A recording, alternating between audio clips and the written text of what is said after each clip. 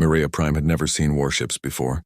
Their entire civilization had developed without conflict, without aggression, without the need for violence.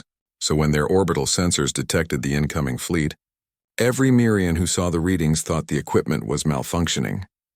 Talrus stood in the Planetary Defense Center, all four arms pressed against the display screen as if physical contact would change what he was seeing. 53 contacts, no more. Support ships, fighters, and smaller craft brought the total to over 200 distinct vessels, all moving in perfect formation toward his world. "This can't be right," Defense Minister Kelmar said beside him. "The humans said they would send help. This is an armada." "Run diagnostics on the sensors," Talrus ordered. "Check everything." The technician, a young Mirian named Piral, worked frantically at her console. "Sir, diagnostics are clean. The readings are accurate, and I'm picking up identification transponders. They're broadcasting human military codes." Kelmar's forearms trembled. "They brought their entire fleet. For us?"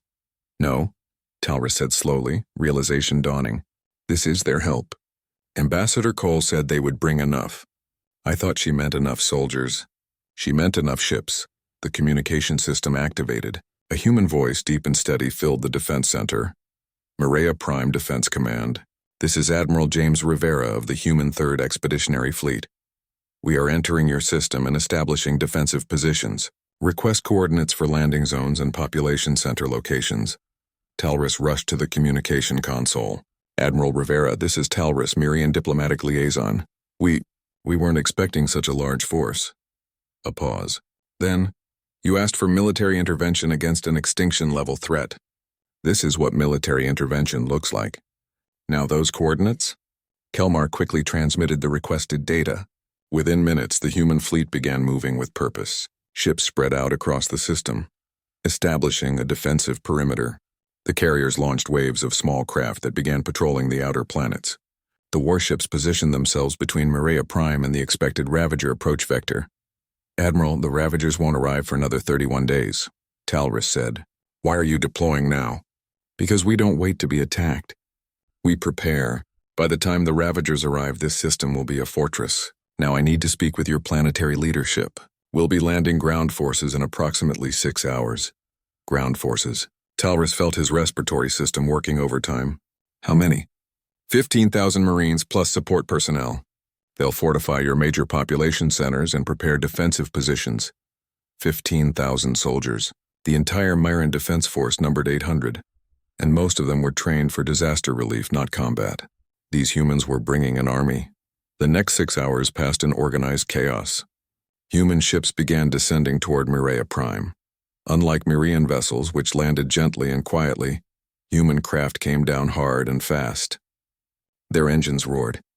Their hulls glowed from atmospheric entry. They looked aggressive even when they weren't trying to be.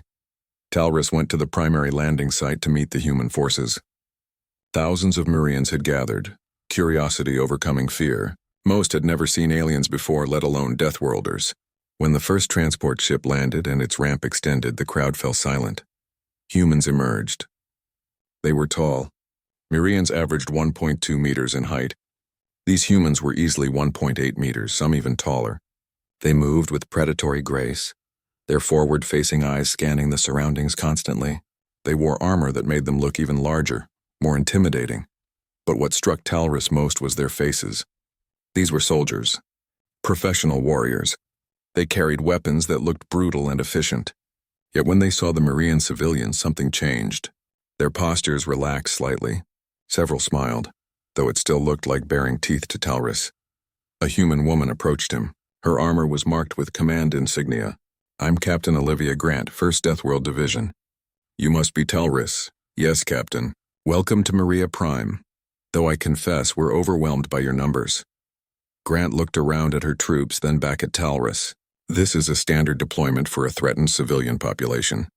We'll establish perimeters around your cities, set up medical stations, and begin preparing defensive fortifications.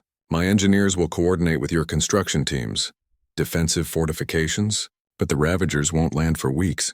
If we do our job right, they won't land at all. But if they get through the fleet, we need to be ready. Where are your orphanages, hospitals, and schools? We prioritize those for the strongest defenses." Talrus provided the locations. Grant's troops immediately began moving out. spreading across the city with practiced efficiency. They worked constantly, rotating sleep shifts so that construction never stopped. Marian civilians watched in amazement as humans assembled defensive walls, weapon emplacements, and sensor arrays in mere hours. But what surprised Talrus most was how gentle the humans were with Marian civilians. When curious children approached, human soldiers would kneel down, making themselves smaller and less threatening.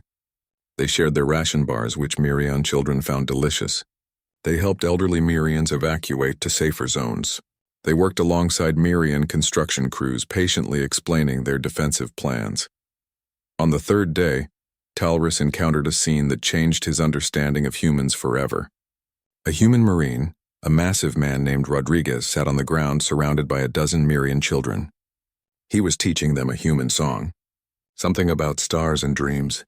The children sang along in broken English, their musical voices blending with his deeper tone. "Your people are warriors," Talrus said when the song ended. "Yet you're kind to our children." Rodriguez looked up. "We fight so kids can sing, not the other way around. That's the whole point." Dr. Yuki Tanaka arrived on the 5th day with her research team. She immediately began studying Ravager samples that the Mirians had recovered from previous attacks. Talrus watched her work, fascinated by her intensity. "The Ravagers consume and adapt," Tanaka explained, not looking up from her microscope. "They've encountered thousands of species, but they've never encountered Earth biology. Our planet is more hostile than almost any other life-bearing world in the galaxy. Our diseases are aggressive. Our immune systems are brutal. I'm looking for incompatibilities. You think our biology might harm them? I think Earth might be toxic to them. Or we might be toxic to them. Either way, it's a weapon." Talrus shuddered. These humans thought like predators. They looked at everything as a potential advantage in combat. On the 10th day, Lieutenant Paul Okafor invited Talrus to visit the carrier ship in orbit. Talrus accepted, curious about human space warfare. What he saw terrified and amazed him in equal measure. The flight deck was controlled chaos. Fighter craft launched and landed in rapid succession. Pilots ran through simulation exercises, practicing attack patterns against Ravager formations. Okafor showed Talrus the tactical displays. "See this maneuver? We call it the slingshot. We use a planet's gravity to accelerate beyond what our engines can do normally. Then we hit the enemy from an unexpected angle at extreme velocity." "That sounds incredibly dangerous," Okafor grinned. "Only if you mess it up. We've been doing orbital mechanics since before we left Earth. Gravity is just another tool." "But the G-forces, wouldn't that kill you?" "Humans can handle higher G-forces than most species. Comes from living on a high-gravity world. What would knock a Quellan unconscious we just call uncomfortable." Talrus realized something. These humans weren't just bringing military force. They were bringing deathworld advantages. High-gravity tolerance, aggressive tactics, brutal efficiency, adaptability born from surviving on a world that constantly tried to kill them. On the 15th day, Admiral Rivera summoned Talrus to his flagship. The command center was larger than any space Talrus had ever seen on a ship. Dozens of humans worked at various stations, coordinating fleet movements and monitoring sensor data. "The Ravagers will be here in 16 days, Rivera said without preamble. "Our scouts have been tracking them. They're moving exactly as predicted. Talrus, I need you to understand something. When we engage them, it's going to be violent. We use weapons that other species consider excessive. Kinetic bombardment, chemical weapons against biological targets, energy weapons at maximum power. Your people might be frightened by what they see. Are you asking us to look away while you fight? No. I'm asking you to trust that everything we do is to protect your people. We don't fight clean. We fight to win." Talrus met the Admiral's eyes, those predator eyes that had frightened him when they first met. Now he saw something else in them. Determination, commitment, promise. "Admiral Rivera, 3 weeks ago my people were waiting to die. Now we have 15,000 human soldiers protecting our cities, 200 human ships defending our space, and thousands of humans who volunteered to risk their lives for people they never met. I don't care how you fight. I only care that you're here." Rivera nodded slowly. "Then let's make sure your people survive this. Commander Grant, update on ground defenses?" Grant's voice came through the communication system. "D. Ask Deathworlders for help. Expect a fleet, not a team part." The Ravager swarm emerged from faster-than-light travel at the edge of the Mirian system like a spreading infection. Sensors detected them immediately. 10,347 individual contacts. The swarm moved as one organism, pulsing and flowing through space with unnatural coordination. At the center, massive bioships the size of cities. Around them, thousands of smaller attack craft that looked like they had been grown rather than built. Aboard the flagship Defiant, Admiral Rivera watched the tactical display with cold focus. Around him, the command crew worked in practiced silence. Every person knew their role. Every system had been tested and retested. Distance to contact? Rivera asked. 18 million kilometers in closing. Current speed suggests contact in 4 hours, the tactical officer reported. All ships, this is Rivera. Execute formation Delta. Carriers fall back to second line. Battleships and cruisers form primary engagement zone. Destroyers establish point defense perimeter. Fighter wings launch when ready. Across the Third Fleet, ships moved into position. This wasn't the loose formation preferred by most galactic militaries. Human formations were tight, overlapping with fields of fire calculated to support each other. Every ship could cover its neighbors. Every weapon could target multiple approach vectors. On Maria Prime, Talrus watched from the defense center as the human fleet deployed. Captain Grant stood beside him, her armor fully sealed and weapons ready. Your ships are so close together, Talrus observed. Doesn't that make them vulnerable? Makes us stronger, Grant replied. We can concentrate fire, share sensor data, cover each other's blind spots. The Ravagers fight like individuals. We fight like a pack. Lieutenant Okafor's voice crackled through the communication system from his fighter cockpit. All wings, check in. One by one, squadron leaders reported ready status. 320 fighters, each one piloted by a human who had volunteered for this mission. Each one carrying enough firepower to destroy a small ship. Blue Squadron leader, you seeing what I'm seeing? Okafor asked. Affirmative. These things look biological, like flying organs. Well, let's perform some surgery. Stay tight, watch your spacing, and remember your training. Okafor out. The Ravagers closed to 10 million kilometers. Human sensors analyzed them in detail, feeding data to every ship and fighter simultaneously. Dr. Tanaka studied the information from her lab aboard the medical frigate Mercy. They're definitely biological, she reported to Rivera. But they've incorporated technology. See these sections? Metallic alloys grown into organic tissue. They've adapted machinery from the species they've consumed. That's how they learn so fast. Weaknesses? Rivera asked. Their coordination is their strength and their weakness. They share information through some kind of biological network. Disrupt that network and they'll lose cohesion. But I haven't figured out how to disrupt it yet. Keep working on it. Rivera out 5 million kilometers. The Ravagers began changing formation, spreading out to envelop the human fleet. It was a tactic that had worked against previous opponents. Surround, overwhelm, consume. But the human fleet didn't respond how the Ravagers expected. Instead of spreading out to match the Ravager formation, human ships tightened their defensive sphere around Maria Prime. Admiral, they're trying to flank us, the tactical officer warned. Let them try. All ships hold position. Don't chase. Make them come to us. On Maria Prime, thousands of Mirian civilians gathered in shelters, listening to broadcasts of the battle. Talrus provided commentary, trying to keep his voice calm. The human fleet is, they're not moving. The Ravagers are surrounding them. Why aren't they responding? Grant's voice was steady. Because we want them close. The closer they are, the less time they have to adapt to our weapons. We're going to hit them all at once with everything we have before they know what hit them. 3 million kilometers. 1 million. 500,000, all ships, Rivera commanded. Weapons free. Fire at will! The human fleet erupted with violence. Railguns fired solid projectiles at tremendous velocity. Missiles streaked from launch tubes, hundreds of them, each one tracking individual Ravager ships. Energy weapons carved through space, their beams invisible until they struck targets. The attack was synchronized, overwhelming, brutal. Ravager ships exploded, dozens, then hundreds. Their biological hulls couldn't withstand the concentrated firepower. The ones that survived adapted quickly, growing armor, changing their approach vectors, releasing smaller organisms to intercept missiles. But the humans adapted faster. Targets are hardening their hulls, a weapons officer reported. Railgun effectiveness decreasing. Switch to thermal weapons, Rivera ordered. Burn through their armor. Energy weapons shifted frequency. Instead of cutting beams, they became sustained bursts of heat. Ravager armor melted. Ships spun out of control, trailing biological matter. Fighter wings, you are clear to engage, Rivera commanded. Okafor led Blue Squadron into the chaos, at velocities that would kill most species. Human pilots wove through the battlespace. Their fighters were small, fast, and deadly. Unlike larger ships, fighters could exploit the confusion. Blue 2 on your 6, Okafor called. I see him, braking left. The fighter executed a turn that generated 12 Gs of force. The pilot grunted under the pressure but maintained control.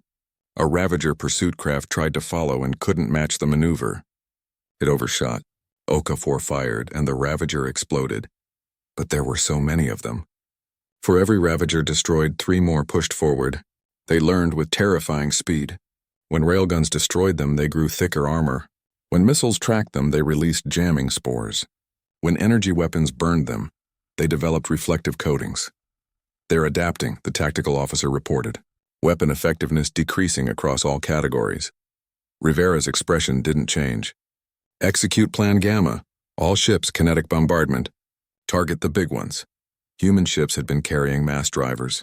Simple weapons. Chunks of metal accelerated to tremendous speeds. No guidance systems. No electronics to jam. Just raw kinetic energy. The battleships fired. Solid projectiles, each one weighing several tons, crossed the distance in seconds. When they hit the massive Ravager bioships at the center of the swarm, the results were catastrophic. The kinetic energy converted to heat and shockwaves. The bioships didn't just break apart. They vaporized. The Ravager swarm suddenly lost coordination. The smaller ships began moving erratically as if confused. The big ships are command nodes, Dr. Tanaka realized. They coordinate the swarm. Without them, they're vulnerable, Rivera finished. All ships focus fire on remaining command nodes. Fighters screen our battleships. The battle shifted. Human forces concentrated fire on the large Ravager ships, while fighters kept the smaller craft busy. It was brutal, efficient, and overwhelming. The Ravagers tried to adapt, tried to learn, but the humans kept changing tactics. Railguns, then missiles, then energy weapons, then kinetics. The Ravagers couldn't adapt to everything at once, but they still had numbers, and some of them were breaking through the fleet perimeter heading for Maria Prime. Ground forces, enemy craft have breached the perimeter, Rivera announced. Prepare for landing. On the surface, Captain Grant activated the defensive systems. Weapon emplacements came online. Human Marines took positions behind fortified walls. The Mirian population retreated to shelters as planned. The first Ravager landing craft entered atmosphere. It was massive, easily the size of a city block and covered in organic armor. Human ground forces opened fire immediately. Surface-to-air missiles struck first. The Ravager craft adapted, growing new armor plates. Then the railgun emplacements fired, punching through the armor. The craft began to fall, trailing biological material. But before it crashed, it released thousands of smaller organisms. They looked like insects, each one the size of a human. They had cutting limbs, acidic spray, and intelligence. They swarmed toward the nearest city. Fire at will, Grant commanded. Human weapons roared to life. Machine guns, flamethrowers, chemical sprayers. The Ravager organisms died by hundreds, but more kept coming. They adapted to bullets, growing thicker carapaces. The humans switched to explosives. The organisms learned to avoid grenades. The humans responded with area of effect weapons that couldn't be dodged. It was brutal. Mirian civilians watching through shelter cameras saw violence they had never imagined. Human soldiers moved through the battlefield with practiced efficiency, killing with tools designed for exactly that purpose. It was terrifying. But it was also working. Rodriguez found himself in close combat with a Ravager organism. It cut at him with blade-like limbs. He blocked with his armored forearm, felt the impact, and responded with his rifle at point-blank range. The organism died. 3 more appeared. Rodriguez's squad formed up around him, overlapping fields of fire. The organisms fell. Sector 7 clear, Rodriguez reported. Sector 9 has breakthrough, another squad leader called. They're heading for the hospital. Grant didn't hesitate. 3rd Platoon intercept. Use the incendiaries. Burn them all. Flamethrowers lit up the night. The Ravager organisms burned. They tried to adapt, growing fire-resistant coatings. The humans switched to cold weapons, freezing them in place, then shattering them with kinetic impacts. In orbit, the space battle reached its peak. Half the Ravager swarm was destroyed. But they kept coming, kept adapting, kept learning. Human casualties mounted. Ships took damage. Fighters were destroyed. But the fleet held position, refusing to give ground. Lieutenant Okafor executed a maneuver he had practiced 100 times, but never used in combat. The slingshot. He aimed his fighter at Maria Prime's moon, accelerated to maximum velocity and used the gravity well to curve his trajectory. When he emerged on the other side, he was moving at 3 times his normal maximum speed. A Ravager command ship loomed ahead. Okafor fired everything, missiles, railgun, energy weapons, all of it. The command ship exploded spectacularly. "Blue Leader, you're insane," his wingman shouted. "Negative," Okafor replied, grinning inside his helmet. "I'm just really good at math." The battle lasted 11 hours. When it ended, the Ravager swarm was destroyed. 7,238 Ravager ships confirmed destroyed. The remaining forces had retreated to faster-than-light speed, fleeing the system. Human casualties: 17 ships damaged, 4 destroyed. 847 personnel dead. 2,300 wounded. Myrian casualties from ground combat. 31 dead from shelter structural failures. 200 wounded from panic-related incidents. 3 billion Myrians survived. Talrus stood on the city walls looking at the battlefield. Human Marines were already clearing Ravager remains, setting up decontamination zones, establishing medical stations for their wounded. They had fought for 11 continuous hours. Many of them were injured. All of them were exhausted. But they were still working, still helping, still protecting. Captain Grant approached him, her armor scorched and dented. "We held them. Your people are safe." Talrus couldn't speak. All 4 arms were trembling. Finally, he managed to say, "Why? Why would you do this for us?" Grant removed her helmet. Her face was dirty, streaked with sweat, but she smiled. "Because you asked for help. And when Deathworlders make a promise, we keep it." 12 days after the battle, Maria Prime looked like a different world. Reconstruction had begun immediately, but not in the way Talrus expected. He had assumed the human fleet would declare victory and leave. That was how military operations worked, according to galactic standards. Complete the objective, file the reports, move on. The humans stayed. Talrus walked through what used to be a residential district near the capital city. Ravager organisms had torn through here during the ground battle. Buildings had collapsed. Infrastructure was destroyed. It should have taken years to rebuild. But human engineering crews were everywhere, working alongside Myrian construction teams. They weren't just clearing rubble. They were building new structures, stronger ones, designed to withstand future attacks. Rodriguez, the Marine Talrus had seen with the children, was helping install water purification systems. His armor was replaced with work clothes. His weapons were replaced with tools. He looked up when Talrus approached. "Ambassador Talrus," Rodriguez said, wiping sweat from his forehead. "Come to check our progress? I came to understand why you're still here. The battle is over, you won. Shouldn't your fleet be returning to human space?" Rodriguez gestured at the construction site. "Does this look finished to you? We protect people, yeah, but that doesn't end when the shooting stops. These folks need homes, clean water, medical care. We're not leaving until they have it." A Myrian child ran up to Rodriguez, chittering excitedly. Rodriguez smiled and pulled something from his pocket. A small wrapped candy. The child took it gratefully and ran off. "They're not scared of you anymore," Talrus observed. "Kids are smart. They figured out we're not here to hurt them." Adults took a little longer. Rodriguez returned his attention to the water system. "Besides, we've got nothing but time. Admiral Rivera said we stay until the job is done. So we stay."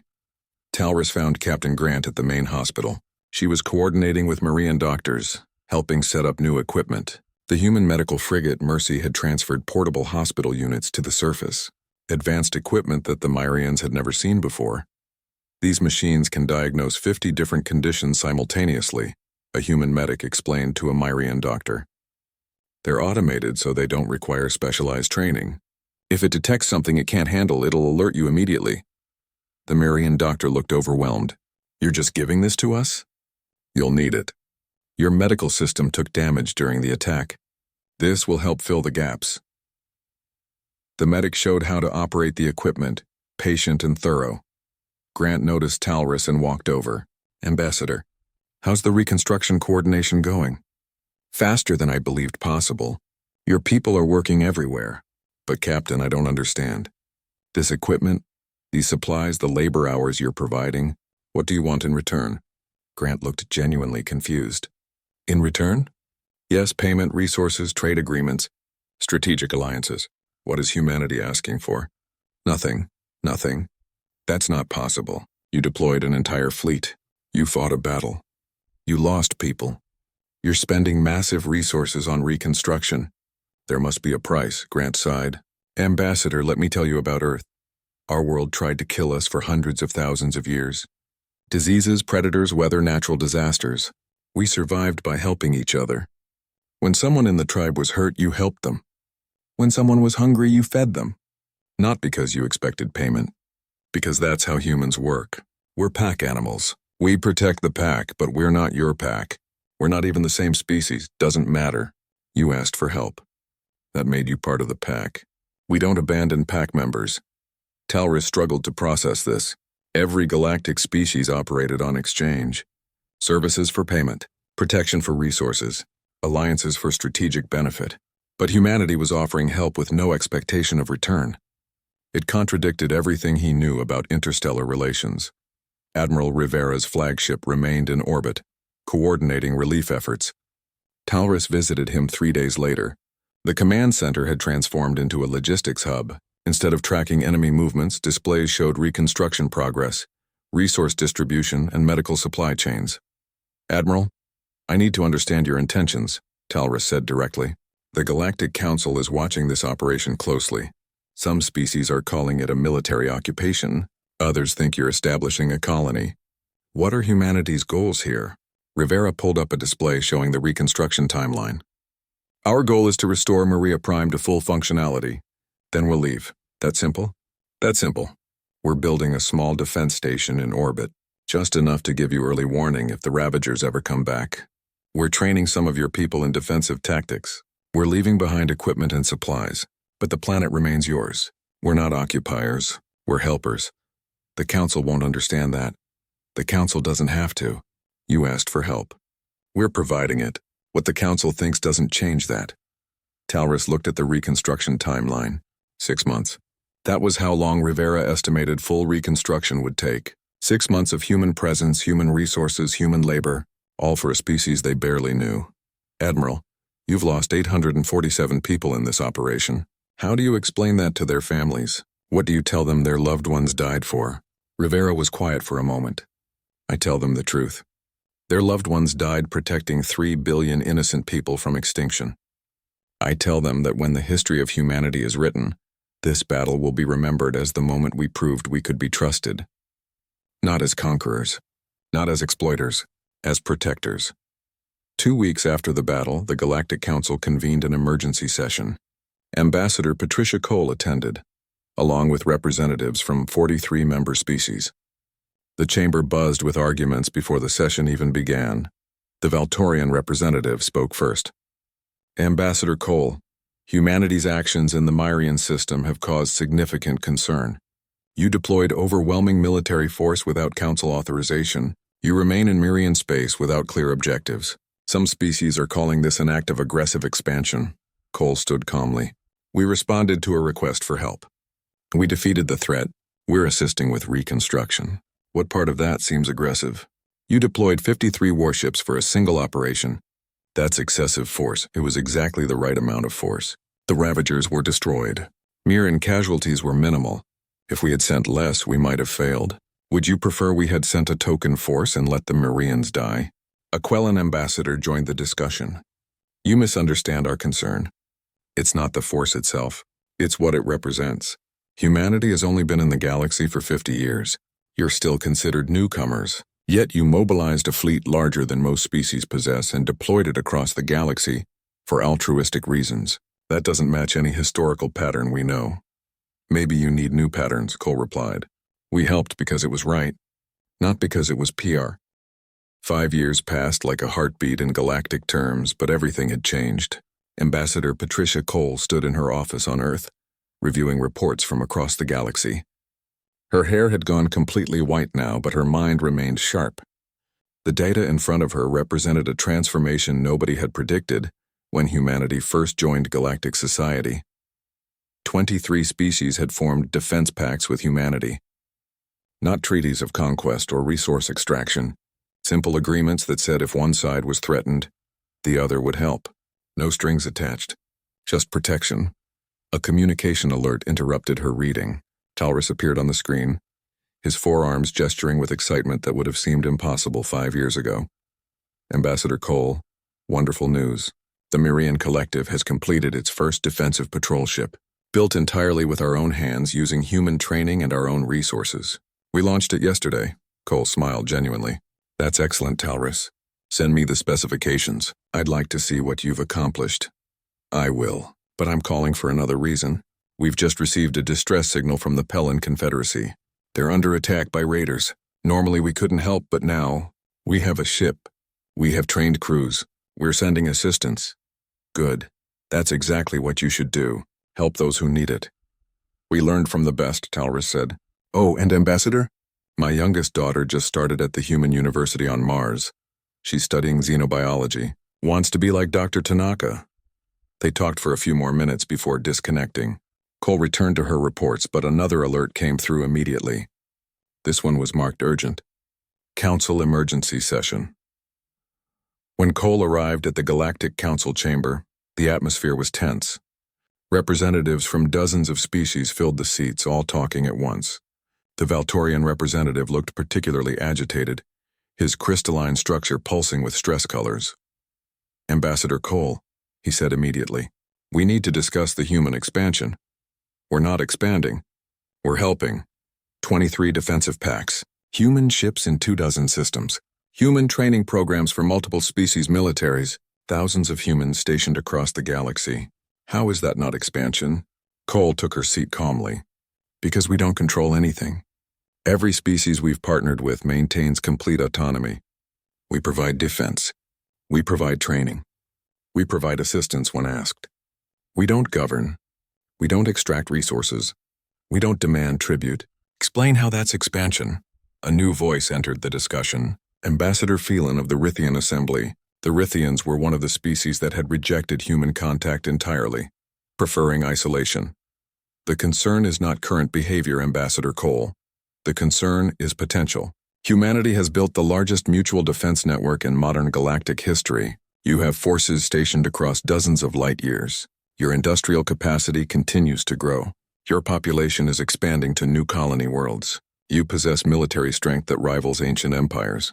What happens when humanity decides to use that strength for purposes other than defense? Cole met his eyes. Then you stop us. Same way you'd stop any threat. But until we actually become a threat, maybe you should focus on the good we're doing instead of inventing problems that don't exist. The Quellan ambassador raised a tentacle. Perhaps we should review recent events objectively. In the past 5 years, humanity has intervened in 17 separate conflicts or disasters. The Mirian rescue, the Pellan famine relief, the Torvus plague assistance, the Relcan pirate suppression. Each time you deployed overwhelming force. Each time you helped and left. Each time you asked for nothing. Statistically, this behavior is unprecedented. So unprecedented behavior is suspicious now? Cole asked. It's confusing. Every species acts in self-interest. Every alliance is transactional. Every military deployment has strategic objectives. Humanity appears to violate all of those rules. You help for no reason. You protect strangers. You share technology freely. It makes no sense according to any historical model. Cole stood, addressing the entire chamber. Then maybe your historical models are wrong. Maybe the way things have always been done isn't the only way to do them. Humanity learned something important on our world. We learned that when everyone protects each other, everyone survives. We learned that short-term sacrifice creates long-term security. We learned that the strong protect the weak not because it's profitable, but because it's right. Those are idealistic words, the Valtorian representative said. But idealism fades when faced with real costs. You've lost over 3,000 personnel in various operations. You've spent enormous resources.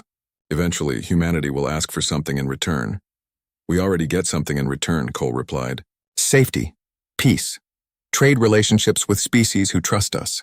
Friends across the galaxy, a reputation as protectors rather than conquerors. That's worth more than any resource extraction or territorial control. The debate continued for hours, but it ended the same way it always did. No resolution. Some species praised humanity. Others remained suspicious.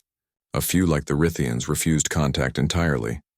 But in the galaxy beyond the council chambers, actions spoke louder than debates. The Pellan Confederacy was suffering from environmental collapse. Their sun's radiation had increased slightly, but it was enough to devastate crop systems. Millions faced starvation. They asked humanity for help. The response came within a week. Not soldiers this time, but engineers, agricultural specialists, climate scientists, 50 ships carrying atmospheric processors, shade arrays, and new crop varieties that could tolerate higher radiation. The mission was led by Dr. Tanaka, who had traded military xenobiology for agricultural science. She stood on a Pellan farming platform, watching humans and Pellans work together to install radiation shields. A young Pellan farmer named Sorrel approached her nervously. "Dr. Tanaka, why is humanity doing this? We have no military. We can't defend you if someone attacks. We can't pay you. What do you gain?" Tanaka looked at the farmer's fields. They were dying, brown and withered from radiation exposure. But in one section, newly planted earth crops were already growing, green shoots pushing through the soil. "You see those plants? They're wheat, earth grain. We're not just giving you radiation-resistant crops. We're teaching you how to grow them, how to save seeds, how to breed new varieties. In 5 years, your world will be feeding itself again. That's what we gain. The knowledge that we helped. But surely there's a cost. Resources, time, personnel. There's always a cost. But the cost of not helping is higher. If we let your people starve, what does that make us? If we have the ability to prevent suffering and choose not to, what does that say about humanity?" Sorrel was quiet for a moment. "Other species call you dangerous. They say you're too powerful, too aggressive. But you're the least dangerous species I've ever met. You're the only ones who came when we asked." Tanaka smiled. "Dangerous and helpful aren't opposites. We're dangerous to threats. We're helpful to friends. You just have to decide which one you want to be." On Earth, a new generation was growing up with a different perspective on galactic relations. Children learned about other species in school. They studied Marian art. They practiced Quellan language. They listened to Pellan music. Humanity was becoming more connected to the galaxy with each passing year, but Earth's military continued to expand. More ships, more training facilities, more personnel. Critics pointed to this as proof of aggressive intentions. Supporters argued it was necessary for the defensive agreements humanity had made. Admiral Rivera, now promoted to fleet commander of all human military operations, addressed the concern in a public broadcast. "People ask why we keep building ships if we're not planning to conquer anyone. The answer is simple. We've made promises. 23 species trust us to protect them if they're threatened. That's not a responsibility we take lightly. Every ship we build, every Marine we train, every weapon we develop, it's all so that when someone asks for help, we can give it. Because the worst thing we could do is make a promise we can't keep." The broadcast was watched by billions, human and non-human alike. Reactions varied, but one thing was clear. Humanity had become a major galactic power not through conquest, but through protection. Then the decay plague emerged. Nobody knew where it came from. A biological agent that consumed organic matter at the molecular level. It spread from system to system, turning populated worlds into dead zones. The Galactic Council's response was immediate. Quarantine. Seal off infected systems. Let the plague burn itself out. 15 billion people lived in the quarantine zones. Ambassador Cole stood before the council, her expression hard. "You're sentencing 15 billion people to death." "It's necessary," the Valtorian representative argued. "If the plague spreads beyond the quarantine, it could consume the entire galaxy. This is the only logical response. Logic without morality is just mathematics. Those are 15 billion lives, families, children, civilizations.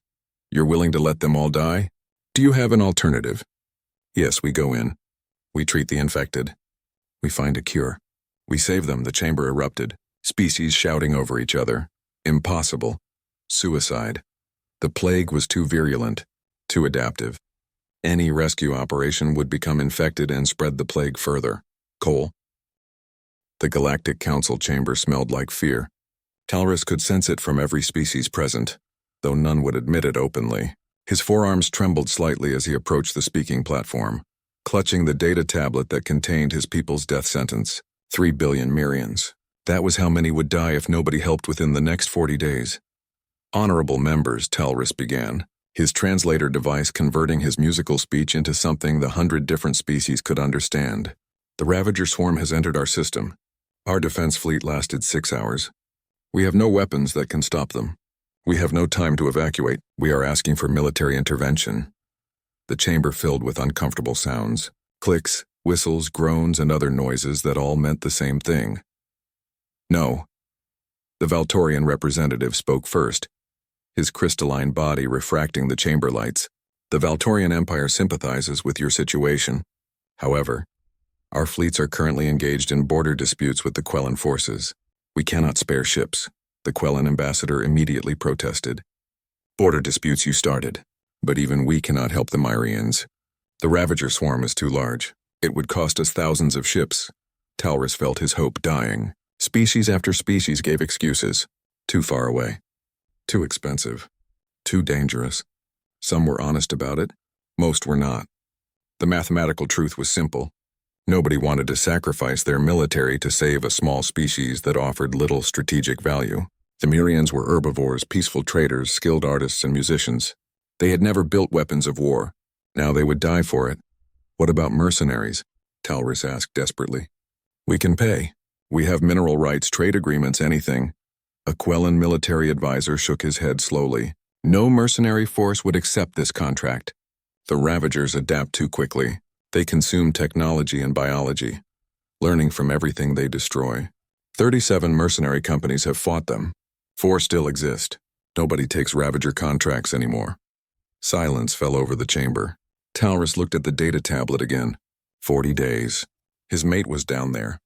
His 3 children. His elderly parents who had never left their small farming community. All of them waiting for him to bring salvation. Then my people will die, Talrus said quietly. Thank you for your time. He turned to leave, but a voice stopped him. Wait, you didn't ask us, Talrus looked up. The human section. He had almost forgotten about them. Humanity had joined the Galactic Council only 50 years ago, barely a moment in galactic time. They were still considered newcomers, their status probationary. Most species viewed them with curiosity or mild concern. They came from a death world, after all. Earth, a planet with extreme gravity, violent weather, and aggressive biology. The humans themselves were predators, descended from something called primates that apparently still existed on their world. The human ambassador stood. Patricia Cole, her name was. She looked old by human standards, with gray hair and lines around her eyes, but she moved with purpose as she walked down to meet Talrus. Tell me about the Ravagers, she said simply. Everything. Don't leave anything out. Talrus blinked, confusion replacing his despair. The data is all here. Attack patterns, biological composition, technological adaptation rate. But with respect, Ambassador Cole, what can humanity do? You have only 12 colony worlds. Your military is small by galactic standards. Something changed in Cole's expression.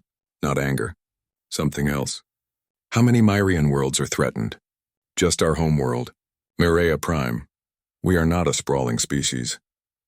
How many civilians? 3 billion, give or take. But Ambassador, I appreciate your concern, but how long until the Ravagers arrive? 40 days. Cole turned to look at another human nearby. This one wore a military uniform, crisp and decorated with symbols Talrus didn't recognize. Admiral James Rivera, according to the identification badge. Can we do it? Cole asked. Rivera pulled out a small device and tapped it several times. Third Fleet is on exercise near Mars. We can have them ready in 60 hours. Transit time to Myrian space is 7 days at maximum burn. That gives us 31 days to prepare defenses and engage the swarm. Do we have the supplies? We'll load for sustained combat. Food, medicine, ammunition, construction materials. Standard liberation package. Cole nodded and turned back to Talrus. We'll handle it. Give us 72 hours to organize, then our fleet will depart for your world. The chamber erupted in noise. Species talking over each other, demanding to know what the humans were planning. The Valtorian representative's voice cut through the chaos. Ambassador Cole, surely you're not suggesting a military deployment. Your species barely has experience with interstellar warfare. The Ravagers have consumed thousands of civilizations. What can you possibly do? Cole's expression remained calm. What we do best. Protect those who ask for protection. This is madness, the Quellan ambassador said. You'll lose your entire fleet. The political fallout alone isn't my concern, Cole interrupted. Talrus asked for help. We're providing it. Talrus felt his respiratory system struggling to process what he was hearing. Ambassador, please understand. I'm grateful, but I asked for military intervention. I need soldiers, ships, weapons. Many of them.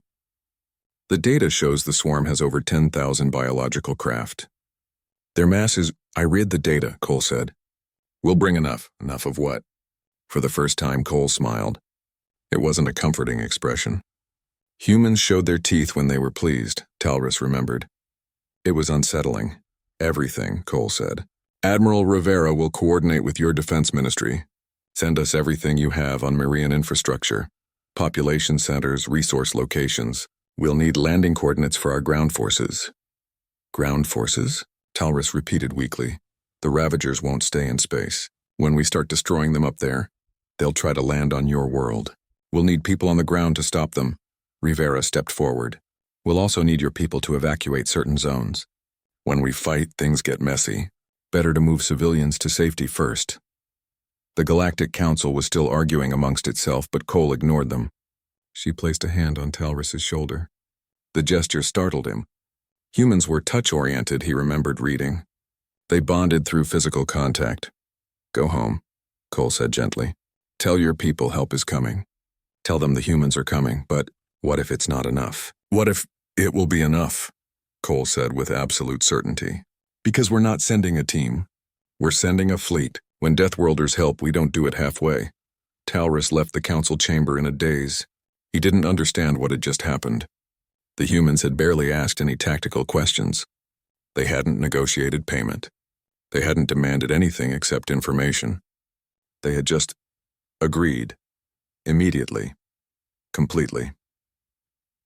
As his ship departed from the council station, Talrus accessed the human data files available to council members. He needed to understand what was coming to his world. What he found made his blood run cold. Human military history was filled with something they called total war. When threatened, when fighting for survival or protecting others, humans didn't hold back. They committed everything, but the Mirians weren't humans. They weren't Deathworlders. Could humanity really care enough about strangers to commit their forces completely? Talrus set course for home and prayed that Ambassador Cole's confidence wasn't misplaced. His people had 40 days. The humans had promised to arrive in 9. He just hoped it would be enough. 30,000 kilometers above Mars, the shipyards never slept. Admiral James Rivera watched through the observation window as supply ships swarmed around the Third Fleet, like insects around a hive. 72 hours. That was the timeline Patricia had given him. 72 hours to load 53 vessels with everything needed to fight a war and save a civilization. How's the loading progress? Rivera asked without turning around. Commander Olivia Grant consulted her datapad. We're at 78%. Ammunition is fully loaded across all vessels. Food supplies are at 92%. Medical equipment is the bottleneck. Dr. Tanaka is insisting on bringing portable biosafety labs. Let her bring them. We don't know what the Ravagers will throw at us biologically. Tanaka's paranoia has saved lives before. Grant nodded and made notes. She had served under Rivera for 8 years, leading the 1st Deathworld Division through conflicts that ranged from pirate suppression to colony rescue operations. She trusted his judgment completely. Sir, if I may ask, why are we doing this? Rivera finally turned from the window. Doing what? Committing the Third Fleet for a species we barely know. The Mirians have nothing we need. No strategic value. No resources we can't find elsewhere. Command approved this operation in under an hour. No debate, no political analysis. We're just going. Rivera smiled slightly. You weren't at the briefing with the Joint Chiefs. No, sir. Admiral Torres asked the same question. Why should humanity spend blood and treasure for the Mirians? Do you know what Admiral Park said? Grant shook her head. She said bomb because they asked. That was it. Then Admiral Okonkwo added, because nobody else would. The vote was unanimous. 5 minutes of discussion, then full commitment. Grant processed this. We're doing it because it's right. We're doing it because 50 years ago, We were alone in the galaxy, scared, desperate. When the Quellan pirates attacked our first colony world, when nobody would help us because we were too new, too primitive, too insignificant, we learned something. We learned that when you're dying and you ask for help and everyone looks away, you remember that forever. The Mirians aren't us. No, but they're asking for help, and we can give it. That's enough. A communication alert interrupted them. Rivera accepted the call. Patricia Cole's face appeared on the screen. Admiral, the Galactic Council is having collective heart attacks. 17 species have filed formal complaints about our mobilization. They're calling it aggressive, threatening. Some are saying we're using the Mirian situation as an excuse to project military force. Rivera snorted. Let them complain. We'll be gone in 40 hours anyway. The Valtorians are particularly upset. They're demanding we submit to Council oversight for the operation. Want observers on our ships? Absolutely not. This is a human operation under human command. We don't answer to the Council during military deployments. Cole smiled. That's what I told them. The Valtorian ambassador looked like his crystal structure might crack. He kept saying this wasn't proper procedure. Proper procedure would have let 3 billion Mirians die while the Council debated the issue for 6 months, Rivera said flatly. We're not playing that game. Agreed. Keep me updated on departure status. Call out. The screen went dark. Grant looked thoughtful. Sir, the Council has a point. We are deploying overwhelming force. Third Fleet is 47 warships, 12 carriers, 200+ support craft. That's more firepower than most species have in their entire military, for a single operation. And, isn't that excessive? Rivera pulled up a tactical display. Red markers showed the estimated size of the Ravager swarm.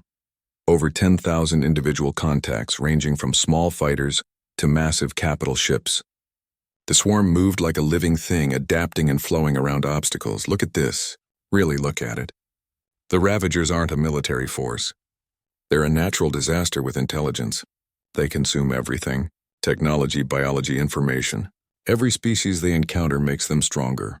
The data shows they've destroyed 37 civilizations in the past 2 centuries. 37. Some of those were major powers with massive fleets. Grant studied the display. How did they lose? They committed their forces piecemeal, sent battle groups, task forces, measured responses. By the time they realized they needed more, it was too late. The Ravagers had adapted to their weapons, learned their tactics, and grown too strong. So we're bringing everything at once. We're bringing enough to win, not enough to fight. Enough to win decisively and quickly. The Mirians don't have time for a prolonged campaign. We hit hard, we hit fast, and we don't give the Ravagers time to adapt. A new alert sounded. This one came from the communications center. Rivera accepted it, and Lieutenant Paul Okafor's face appeared. The fighter pilot looked excited. Admiral, you need to see this. We're getting volunteer requests from across the fleet. Volunteer requests for what? For the operation. Word got out about where we're going and why. Every single pilot in the carrier wings has requested combat assignment. Engineering crews are requesting extended shifts to speed up departure. Medical staff from Luna Base are asking to transfer to our hospital ships. Rivera exchanged glances with Grant. How many volunteers total? Last count was over 5,000. And that's just from Mars orbit. We're getting requests from Earth, from the outer colonies, even from civilian contractors asking if they can help with logistics. Grant shook her head in wonder. They want to fight for strangers. They want to help, Rivera corrected. There's a difference. Approve the transfers if they don't compromise existing operations. We can use the extra personnel. Yes, sir. Okafor out. Rivera returned his attention to the window. The fleet was taking shape. Each ship bristled with weapons, point defense systems, missile batteries, railguns, and energy weapons. They weren't the largest ships in the galaxy. Human technology was still catching up to species that had been spacefaring for thousands of years. But what human ships lacked in size, they made up for in efficiency and redundancy. Every system had backups. Every weapon had multiple firing solutions. Human ships were built by a species that had clawed its way up from a world that tried to kill them every day. Commander, send a message to all ship captains. Conference call in 2 hours. I want final status reports and tactical briefings. Yes, sir. Grant left to coordinate the meeting. Rivera remained at the window, watching the organized chaos of military preparation. He thought about Talrus, the Mirian diplomat who had asked for help. The fear in his voice had been obvious even through the translator. Rivera had heard that kind of fear before. It was the sound of someone watching their world die. Not this time, Rivera thought. Not while we can do something about it. His personal communicator chimed. Dr. Yuki Tanaka, the fleet's chief xenobiologist, Admiral. I need to talk to you about the Ravagers. Go ahead.